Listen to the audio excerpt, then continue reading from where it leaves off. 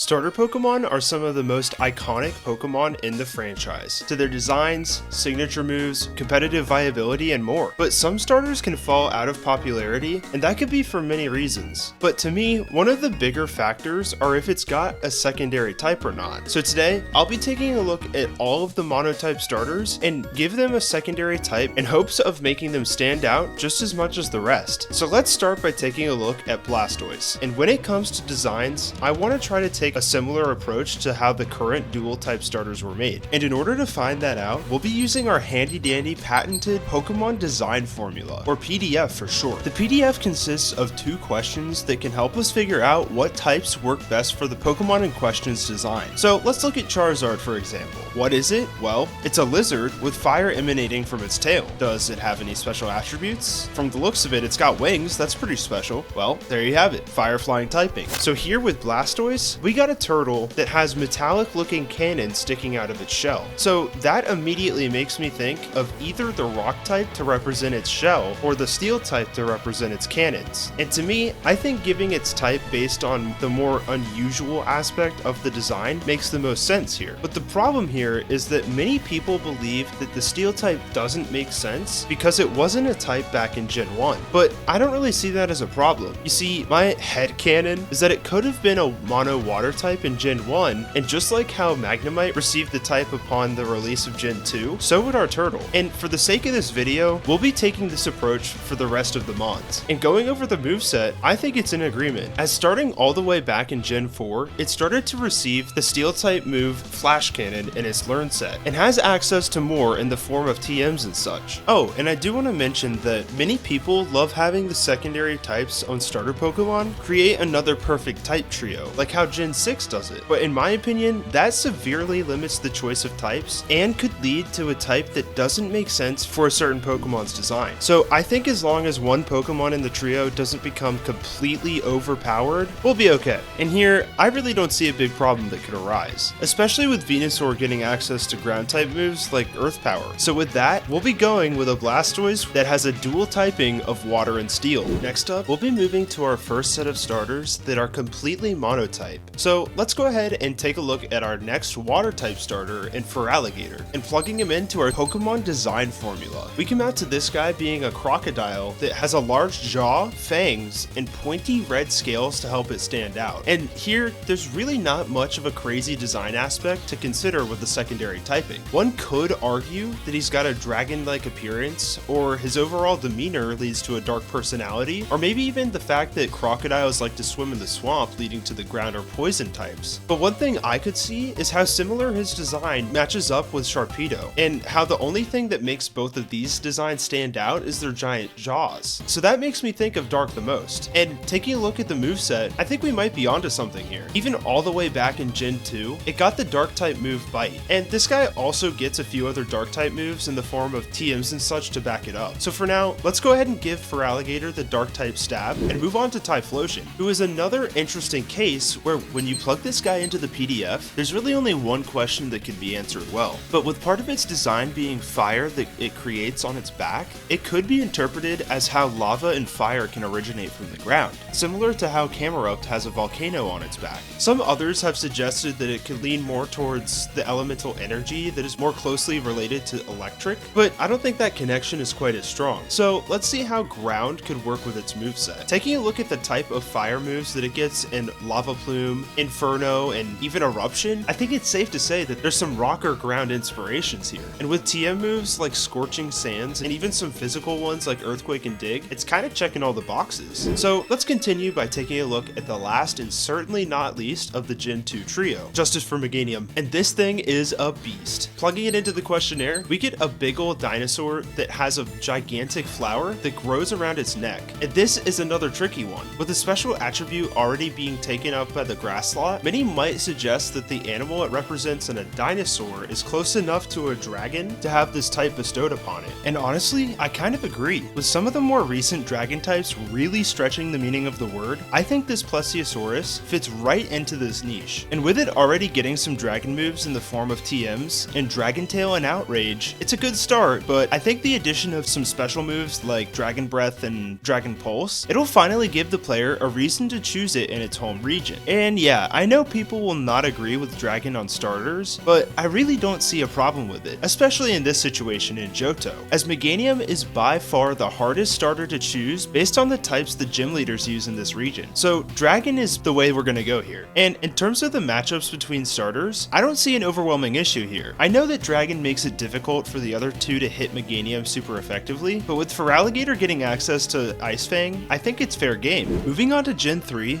we have one of the most underrated starters in Sceptile, with the first fire fighting starter and the water starter getting a great secondary typing of ground. It's easy to see how this guy was thrown to the wayside, but I just always loved this guy's design. And with a Mega Evolution that receives the Dragon typing, I'll try not to let that sway which direction we go in here. So let's plug him into the PDF. It seems like Sceptile is a reptilian of some kind, with a tail that resembles a tree. Other than that, I wouldn't say there's too much to go off of here, but there's something about this guy's personality and aura that gives off the same vibe as a Pokemon like Shiftry and Scrafty, looking all sketch and whatnot. And I think because of this edgy side of him, it deserves that dark typing, just like they had. And taking a look at the moveset, we've got a boatload of coverage from about half the types out there, but it getting assurance on level up and Thief and Crunch via TM is definitely something to note. And looking at its relationship to its counterparts, it really only makes Blaziken even better against it, but that's about it. Plus, with this new dual typing, the added weakness to fighting and quad weakness to bug will go away upon Mega Evolution, alongside its weakness to fire, making it way more of an impactful decision. So that's what we'll go with here. Next up, we're taking a trip all the way to the Unova region, where we've got two Pokemon that leave a lot to be desired. I remember as a kid loving the design of Samurott so much when it was revealed, but I was so let down by it not getting a second type. So let's see what we can do here. Right off the bat on the PDF, we can see that this is an aquatic otter that has some form of natural armor on it, and my immediate thought was to make this guy steel to represent that armor better, or even the fighting type to represent the warrior within. But that type's already been taken by Emboar in the trio, and I think there's a little more to the story here. You see, according to Bulbapedia, the armor it's wearing resembles various seashells, and it's not like a Samurott without armor even exists. And would you look at that, seashells are made up of various crystals and calcite, making it pretty similar to a rock. Now I know that adding the rock type wouldn't be as good competitively as steel or fighting, but I'm really just focused on their design aspects over anything else. And I just think rock works the best here. And taking a look at the moveset, we've got plenty of coverage moves, but a severe lack of rock type moves available to us. So I think the addition of moves like Excel Rock, Head Smash, or even that new signature move of Iron Boulder and Mighty Cleave would be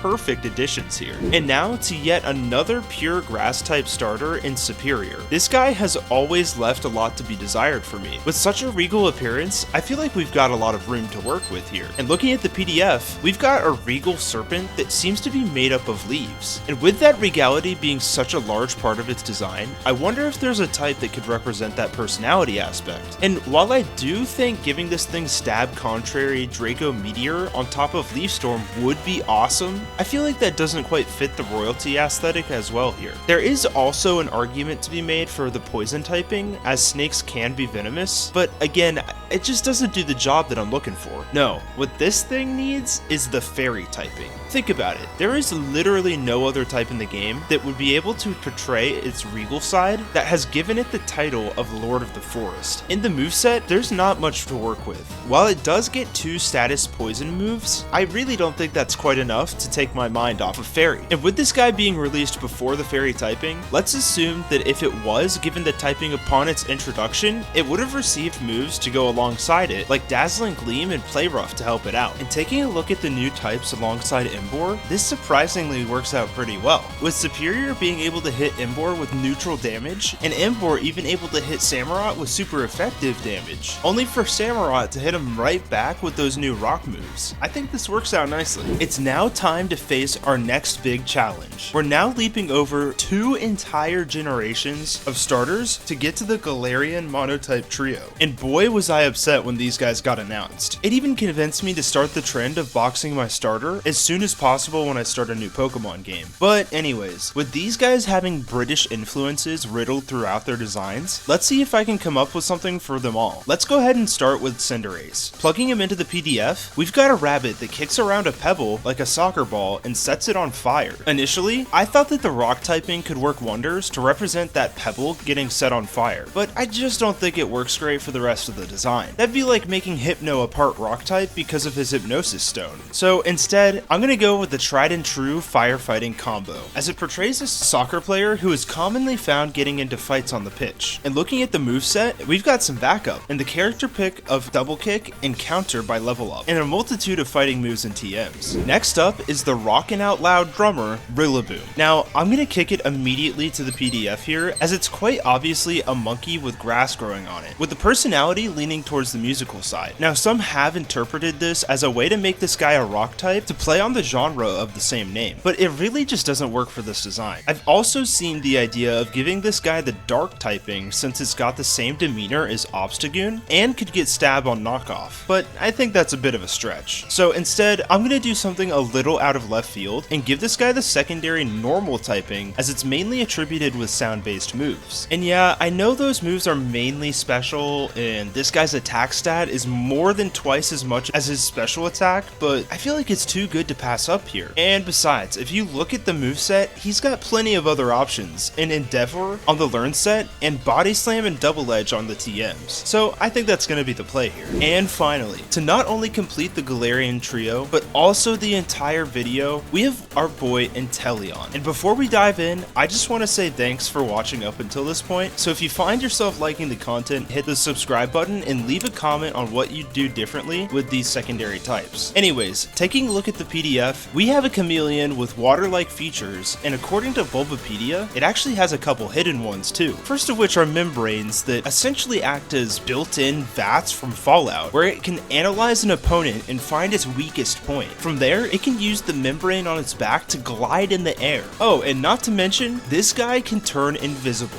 All this to say that he has a lot of gadgets and is basically acting as a secret agent like James Bond, sneaking around and finding the best way to take out its prey. And I think there's a few types that could incorporate that into its design. My mind goes to either Dark, Ghost, or Poison. And taking a look at the moveset, there's not much to pull from these choices, with it only getting Sucker Punch on level up and a Dark or Ghost move from the TMs here or there. So I think it's just going to come down to what I think fits the best. And based on what we've seen today, I think I'm going to go with the Ghost type here. I think it'd be super fun against the normal and fighting types on the other two starters in the trio, as it would show that Rillaboom and Cinderace are the more rowdy personalities and fight over each other, while Inteleon is sneaking in the shadows, ready to snipe shot anyone at any moment. And that's it. We've given every Monotype starter a second type based on their design concepts and references to moves, while also slightly taking its relationship with its prospective starter trio into account. Thank you again for watching. I've been O Creations, and I will see you all in the next one. Bye!